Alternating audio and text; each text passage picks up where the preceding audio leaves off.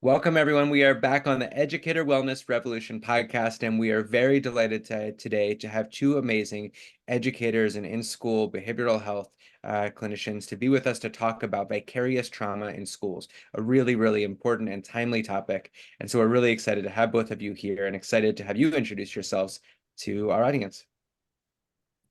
Well, good afternoon. My name is Perry Camp. I'm a school psychologist and the owner of the Bodhi Tree Wellness Center, where we focus on a holistic approach to dealing with vicarious trauma experienced by educators and mental health providers, as well as our first responders, paramedics, nurses, and hospital residents. Thank you. Definitely.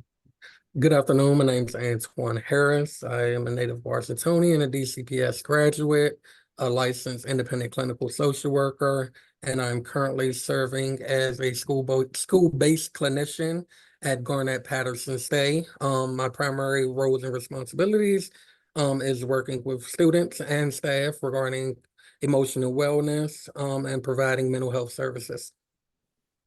Thank you both for being here. All right, thank you. Tell us more about why you do the work that you do. What drew you to wanting to focus on the well-being of people in schools? Can we start with you, Dr. Camp? Yeah, sure. Well, where do I start? At the beginning of our careers, when we're in our training programs, one of the things that they always tell us is part of your supervision is to get the support to help you process through a lot of your cases, the emotional content of your cases, the daily trauma that we experience as mental health providers. That's not ours, but the clients that we service, the students, right? And so 20 years of practice, during the pandemic, I realized I had compartmentalized a lot of my cases. And unfortunately, the drawback to what we do, Mr. Harris and myself, we don't get to see how our cases end. We get the children when they're in crisis. And what we do, we stabilize. We hear the story, we develop a plan of treatment, we stabilize the child or the student, and then they matriculate on, they move on to the next phase of their life. We don't get closure, unfortunately. But when we listen to the stories, what we're not really aware of, we take on the emotional content of what's being discussed, right? And I remember when I was going through my internship, one of my supervisors said, clients are like garbage trucks. They come in, they dump their content in your lap, and then at the end of the session, they say, hey, I feel a lot better now. Thank you for talking to me, and they go on about their way. But what you're feeling is the emotional weight of what was left behind, right? And when we compartmentalize it, we kind of put these issues on the shelf and we say, hey, we're going to come back to it to find resolution. But we need to stay cognizant that this information is energy, right? Somebody just transferred this energy from themselves to you. You're now holding on this energy, and it becomes an emotional weight or emotional burden. And you really have to discharge this energy back out into the universe, right? And when we don't do that, we walk around with this secondary trauma, the story, the narrative, trying to find resolution. But it's not our resolution to find, it's our client. And this is where we get into a construct in counseling called transference or countertransference. When somebody transfers their psychic energy onto you, and countertransference is when you transfer your psychic energy back onto them. So sometimes when we listen to the stories of our students, we may over-identify, especially if you work in elementary school. You see the little kid in you and them. Or if you're dealing with some of your unresolved issues, you start to empathize. And one thing as educators, we're really these big empaths, right? We feel everything. Yeah. And we feel everything, we receive everything. And then we compartmentalize it if we don't release it. So as providers, I'm starting to realize how important for us to discharge this energy, for us to more effectively show up in our higher selves to serve purpose, to do our job. Thank you so much for sharing. That was powerful. Mr. Harris, yeah, what do you think when you listen to all of that? How does that fit into your journey of being a support person in schools? I think Dr. Camp said it extremely eloquently. Like, there is a discharge of energy. I can give you the textbook example of vicarious trauma. According to the American Counseling Association, vicarious trauma is the emotional residual of exposure to traumatic stories and experiences of others through work, witnessing fear, pain, and terror that others have experienced. And it also can lead to a preoccupation with horrific stories told to the professional. Right on. And we'll, okay, so I think what we're talking about here is vicarious trauma. I want to make sure that we're just naming that. And it's not something that I've heard talked about. Like, I think 5 years ago, I know that that was in a textbook somewhere, but now it's like when we go to schools, we're hearing it from everyone of just like their people are affected by what has happened and the grief and the loss and the community violence. So why do you all think that this is happening right now? Why are we hearing about this term more? Let's go to you first, Mr. Harris. I think one of the major reasons why you're hearing it is due to the COVID pandemic. I think that students, after being at home for so long, did come back differently.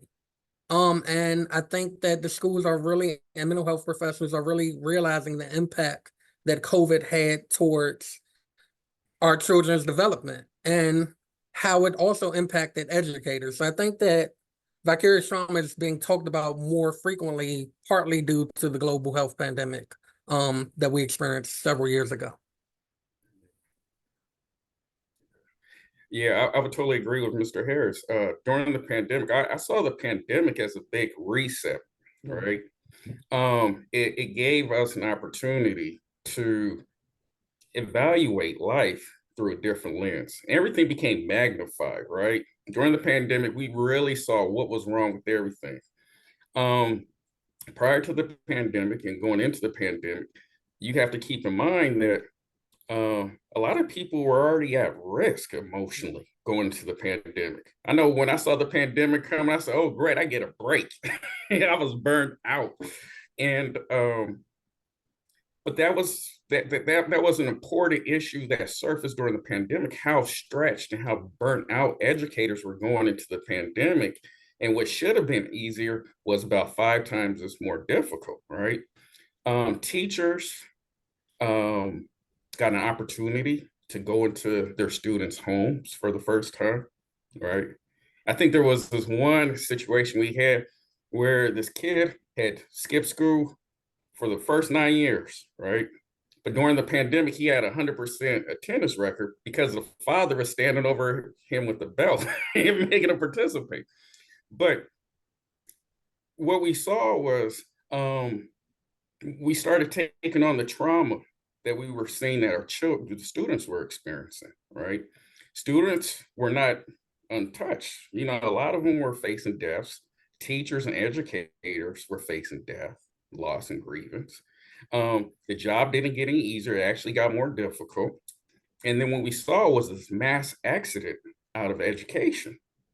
A lot of individuals decided to either go to take retirement, to take early retirement, or to restructure this thing totally differently. Yeah. And they became florists. They went into a totally different industry. Yeah. But it goes to show you where people's mental and emotional stability and functioning was at this time. No, it's true. And some people, like you said, like wanted to run away from it in some ways. It was like, I need a totally fresh start because I've experienced so much of this. And, you know, for mental health professionals, this is your job. And it got certainly more intense through the pandemic. But educators, I think, were not classroom teachers, not as used to taking on as much of it as they have for the past few years. If you're thinking about, I know both of you have had to certainly mentor or consult other teachers about what they are experiencing, getting from their students. What are the signs of it? What are the symptoms? Like, how can educators recognize that they have vicarious trauma, that's what they're living through? Dr. Camp? I guess one sign, right? Do you have anxiety Sunday evenings around 2 o'clock? Hmm. Right? Now you get into this pattern of avoidance. Do you have this hyper arousal state? Right? Are you sensitive to bad news? Right? Do you have this sense of irritability? Insomnia? Do you have irregular sleep patterns? Do you sense your wellness is falling off? Right? But the biggest factor is, are you highly emotional? Right? Because that means you're going to be susceptible to what you experience and what you witness. Because one thing that protects us from trauma is resilient factors and protective factors, right? Internally, what are you made of? What grit do you have that's going to protect you from the stories that you've heard? Do you have good emotional boundaries, right? Can you let the story just be the story? Now, for me, I went through an internship at Children's Hospital in their pediatric neuro unit. It was supposed to be a year-long internship. I made it 6 months because when you get to that state, it's the series of the series, the most low incident cases that you have. And a lot of those kids were terminal.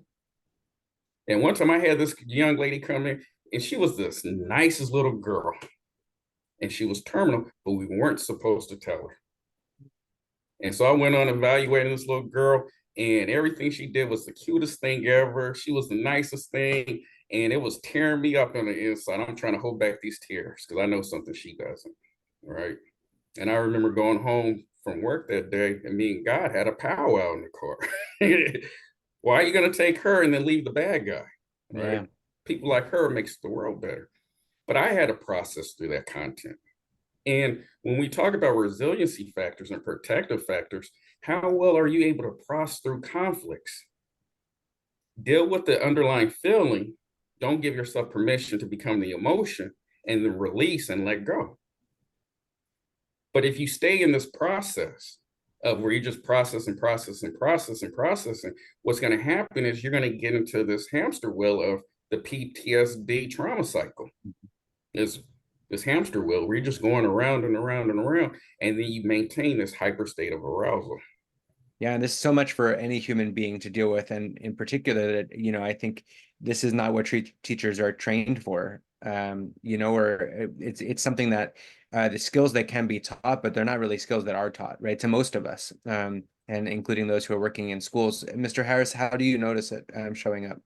I kind of wanted to piggyback off what Dr. Camp said. Some of the symptoms of vicarious trauma can be feeling just emotionally numb, like just completely disconnected, excessive worrying, problems with your relationship, social isolation, increased irritability, destructive coping behaviors, kind of self-soothing, self-medicating, excessive drinking, excessive eating, things of that nature, just fatigue, not being able to sleep or just sleeping too much, hyposomnia or hypersomnia, weakened immune system, also physical pain. Vicarious trauma can impact you both biologically, psychologically, and there are major social implications. Kind of what Dr. Camp said, I completely agree with, is that vicarious trauma can have you having very similar symptoms of PTSD or acute stress disorder. They're very similar symptoms, that avoidance, that hypervigilant, that hyperarousal. So again, vicarious trauma is definitely a major issue and can impact you both in the short term and does have negative long-term implications if you aren't able to catch it and really work through some of those issues that led to it. Yeah, that's so important to name all of that. And it makes me think about coaching individuals on their self-care and their wellness, about how judgmental we can be of ourselves sometimes. So when we are like, man, I'm just like so angry. Why can't I control my emotions better? Like, why am I having such a hard time sleeping? I should make better food choices. And the internal programming we have around just feeling like we're not doing our self-care well enough. But if we were to say like, wow, I am feeling all of these things, and to stop for a second and be like, what is happening around me? Like sometimes, even though it seems so obvious from the outside, to be like something really hard just happened, and now I'm having all these kind of self-care issues, it can be really hard to like start to connect the dots between those. And I think it's really important to be able to have conversations openly about this, to be like, oh, you're experiencing that, I'm experiencing that. And like, because we're all in the culture together. And it makes me think too about, I know we're partnered with Garnet Patterson Stay right now, and you all have really just gone through it this year with a few losses of students. And I know that that's been a lot. So how are people taking care of themselves right now? Like, how do you notice that the people are finding that resiliency? Thank you so much, Racy. And thank you for the work that Empower Ed has done with the Garnet Patterson State family. Some of the things that we're doing and really implementing is, and recommending and encouraging staff to do is, setting personal boundaries. It's okay to not check an email when you get off. I promise you that email can be answered tomorrow morning. Encouraging staff to eat a healthy, balanced diet, because when we're stressed, we kind of go to the more high caloric foods and the foods that make us feel good. So just really encouraging staff to stay hydrated, and eating a balanced diet. Also, doing small groups like aromatherapy, just encouraging people to maybe stop past the clinician's office, just using grounding techniques such as aromatherapy. That's one of the tools that we're using right now. Also, one thing that I do with the staff here is have them be mindful of what their daily routine is. Because if you're coming into a school where there's been a lot of vicarious trauma due to many different incidents, they're leaving work, they're coming home, watching the news, which can be stressful in itself. So just encouraging staff to be mindful of their social media consumption. I think that has been really helpful for staff. Um, and just letting each other know that we're available for one another. Because too often I feel educators are extremely tough, and too often they feel like they're going through things alone. And when you kind of open the lines of communication and say, hey, I'm experiencing this too, and this loss was really tough for me, or this situation was very challenging for me, people tend to kind of open up as well. Thank you for sharing that. Dr. Camp, what would you add to that list of when an adult can start to recognize, like, I think this is like PTSD that I'm experiencing? How do you take care of yourself? So going back to Mr. Harris, I definitely believe several things have to take place. One of them, I believe there's a prerequisite to self-help and self-care, right? And one of those prerequisites that I do, and I run this workshop on self-love, right? And it's not a cliche. I do a lot of research on emotional intelligence and heart intelligence, right? And heart intelligence is probably more important than your overall IQ, your cognitive IQ. And what's heart intelligence is, it looks at several things. It looks at your ability to love yourself, right? Your ability to communicate, your ability to engage in self-care practices, your ability to empathize, your ability to love yourself unconditionally, right? These things have to be in place first before you could go down this road called self-healing, right? Because if you don't, what's going to happen is you're going to discover some things about yourself in a situation, and you're going to beat yourself up. And that's counterintuitive, right? Whatever you find on the other end of this journey, you're going to have to embrace and love it, because it's who you are. It's your journey, right? Second thing is, in the healing and recovery stage, you have to repurpose yourself, right? In the story of Osiris, right? His brother Set dismembered him and cut him up in pieces and spread him all over the world, right? His wife, Osiris, helped him in his healing process, because she went around the world and she collected all of the pieces and she remembered him. And she found all of one piece. You know what piece she didn't find? It's down at the Washington Memorial. It's the Washington Monument. It's the phallic symbol. That was one picture. But the point of the story is you go into, as educators, empaths. We really got to look at ourselves as empaths. What we do, we provide a service, a caring service to others. We give from ourselves, right? And to give to somebody, your cup has to run over, right? You give of excess. But what happens when I talked about risk factors, going into a crisis or going into trauma, if you go into that crisis or trauma at an emotional deficit, you really have nothing to give to anybody, not even yourself. You're running on reserves.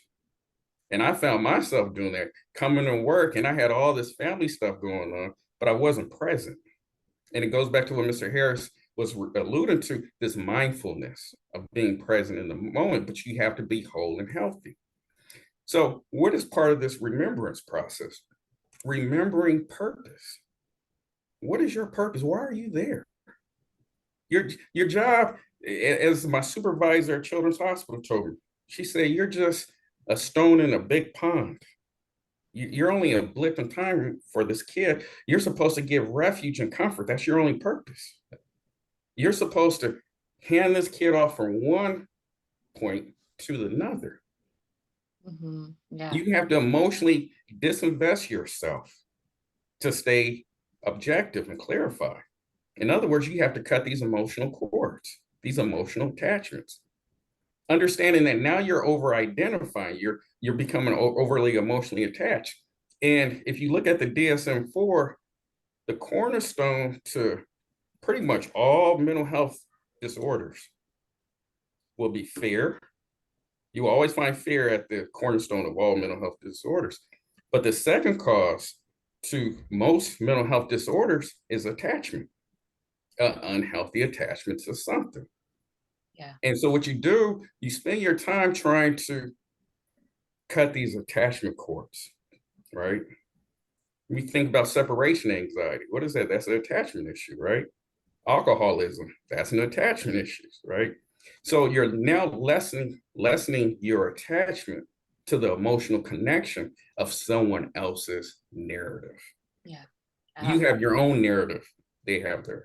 It's everything you're saying is so important, and I relate so much to it that it's like feels a little paradoxical to be like, first you have to start being more compassionate for yourself and paying attention more to yourself and feeling your feelings more. And as you do that, you have to start detaching from other people's feelings, that you're there for them, you believe in them, but you're not going to like go down into the very, very depths with them, because you won't be able to come back up and keep doing the work that you're doing. And I think it is hard because many people who are drawn to support roles and being a helper, you know, we are very empathic and we have big hearts, and we want to save everyone around us. And I think it's a really important lesson for healers to go on to learn how to heal themselves. And really like, and I think as we learn how to do that and get the support that we need and get the self-care that we need to find that inner resiliency, I think it really, we model for a whole new way for other people. So when people, we're not trying to go save them, but we're showing them how to save themselves. And I just feel like it sets off this chain reaction, which is so much more powerful, but it's really deep, hard, emotional work to learn how to set those boundaries. I'll say that from experience too. Yeah, and you know, part of this is like, these are all the things that individuals that we can do, that we have to do when we're in these positions, but there's also a system out there that doesn't support it sometimes. And so I want to kind of bring us to a close of thinking about those big factors, which is like, what is it that schools can be doing? What policies and procedures should schools have? What about our education system to help people take care of themselves? Because we have a system that can like, build on that stress rather than help alleviate it a lot of times. So what are those things that the system can be doing? And we'll start with Mr. Harris. Yes, thank you so much, Scott. That's a great question. The first thing that really comes to my head is letting educators know that it's okay to not be okay. Normalizing mental health. I think that is something that me as a new clinician learned very early on. Mental health in education is kind of like night and day. So I think one of the major things that you can do to really look at things from a institutional kind of structure thing, it would be creating more quality mental health training, and again, letting educators know that it's okay to not be okay. Also allowing staff to have mental health days. Again, we handle a lot. We take in a lot. We sometimes leave the building very heavy. So there is times where we won't be able to come into the building, and really do our jobs the way that we are paid to do our jobs. So it should be okay, and it should not be frowned upon for educators to take a day off for wellness. Also, there needs to be money behind wellness. I think that equitable funding for staff wellness needs to occur, because the reality is if you don't spend money for staff wellness, turnover cost. So you're going to have to pay one way or another. I think the district currently is losing lots of educators and great service providers due to vicarious trauma and not being able to really be their authentic self and to really practice the self-care that they would like to under the school system. Also support groups, creating more support groups and creating more groups such as Empower Ed that really focuses and tackles and meets vicarious trauma and some of the challenges that educators face on a daily basis head on, and try to really advocate for schools to make these, needed changes that help both educators, and it trickles down to our students as well. Well said. Well said. Yeah. Thank you. Dr. King? Yeah, I like what Mr. Harris said. Letting educators know it's all right not to be all right. Normalizing, and it's not an illness. It's more of a state of being, right? Because you weren't born in this state, and you're not gonna leave in this state, right? You're just going through it's a passing of time.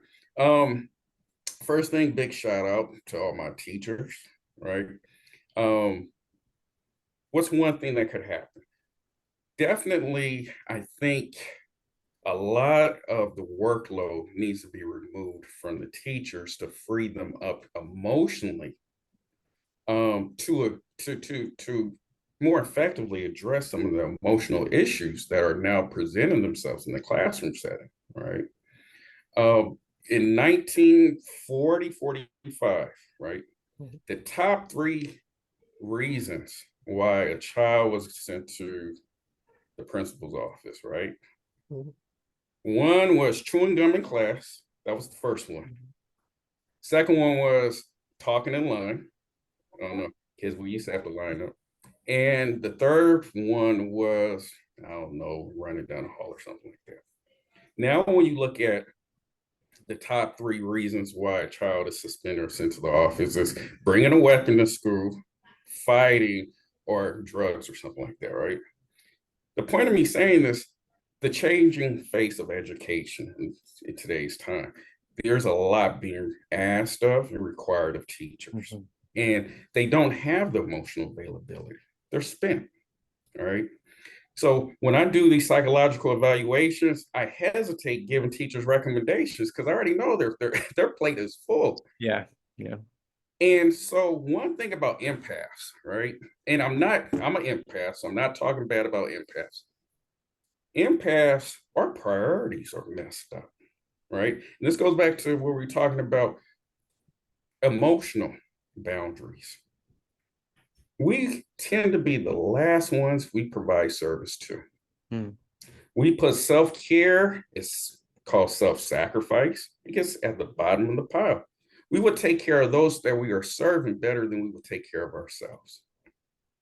So when I say repurposing ourselves, part of that discussion is, where do I fall in line in my self-care, right? As far as self-care is concerned, I do believe that the school should open up opportunities for the teachers to decompress during the day, right? The schools that I have, they were in Georgetown. During the day, I get to walk around the neighborhood and let off some steam. Unfortunately, a lot of teachers don't have that luxury. But we also had a gym. You could go down and work out, and something to kind of help you channel or transfer that energy in a more positive way. A running joke in education is, where's happy hour, right? Sometimes it's easier to go to happy hour than go to the gym, right? or to work out. But I also think part of educational policy should include in the benefit package.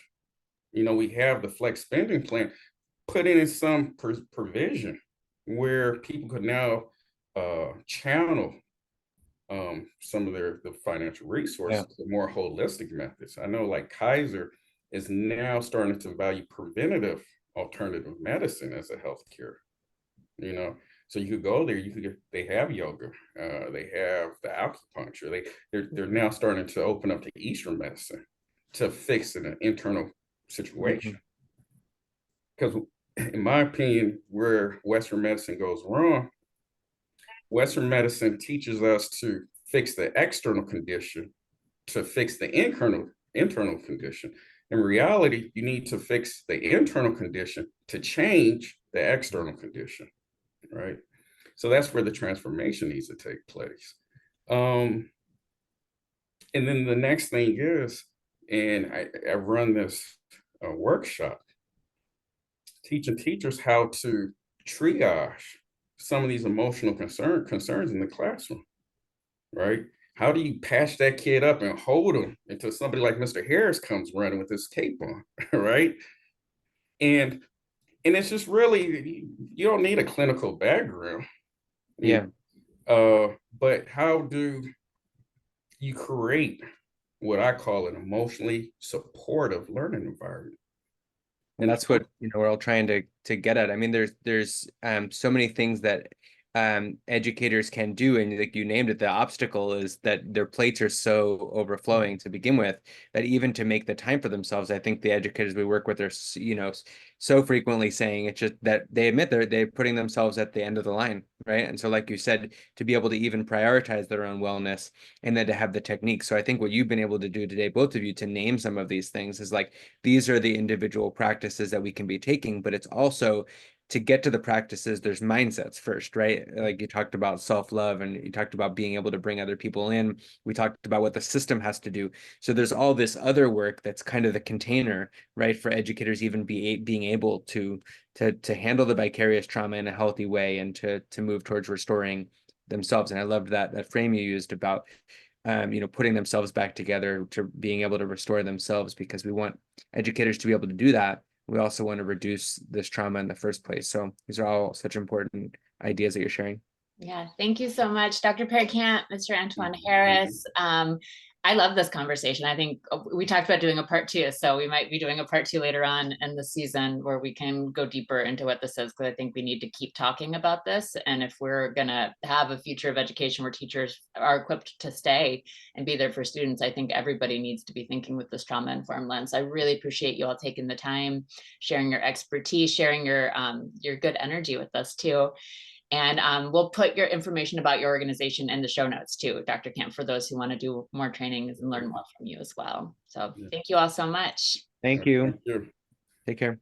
Have a good one. Thank you. Bye.